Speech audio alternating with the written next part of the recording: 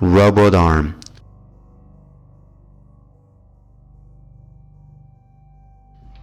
The man on the operating table looked at his shoulder without flinching as the doctor inserted a large needle into the spot where his arm should have been and released the liquid from the syringe. Normally, patients would be asleep for the procedure, but he had begged the doctors and nurses to allow him to remain awake for the operation.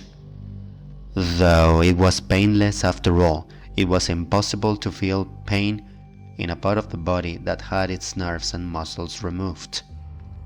He had wanted to be awake so he would never forget what he had wanted to be awake so he would never forget what had brought him in there in the first place. The world had really gone downhill, and what people had regretted as a joke, and even a few called conspiracy theories from the mouths of lunatics, had finally become true. Aliens were real, and they were abducting humans. Unlike the theories and jokes seen in the media, these aliens weren't researchers looking to conduct experiments on humans, but rather, these were a race of intelligent carnivores. They didn't abduct humans for knowledge purposes. Instead, they abducted humans for the sole purpose of meeting their nutritional requirements. They would prey on unsuspecting humans and take them into their spaceships. It all happened so fast that most people barely even had enough time to react. All they remember seeing was a bright flash of white light. The aliens never finished their prey. In fact, they only seemed to be interested in the left arm of their victims. After seeing the bright flash of white light, he remembered waking up strapped to a weird object. It was designed like a gurney or examination table, but it seemed different.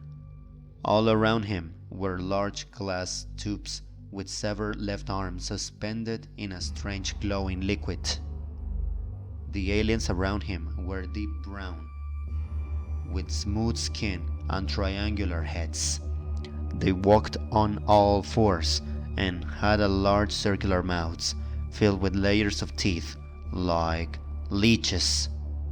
They never spoke but communicated in a high-pitched chirp, like some kind of insect. An alien restrained him while another pulled on his left arm until it had finally been ripped out of the socket along with the flesh and muscle. The pain was indescribable.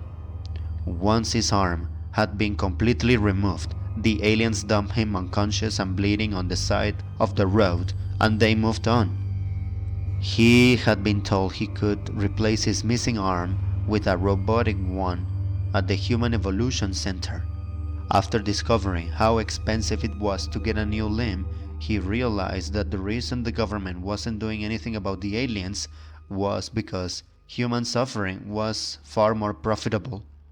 After being fitted with the new robot arm, he left the center and he was on his way home when he was accosted by a bright flash of blue light.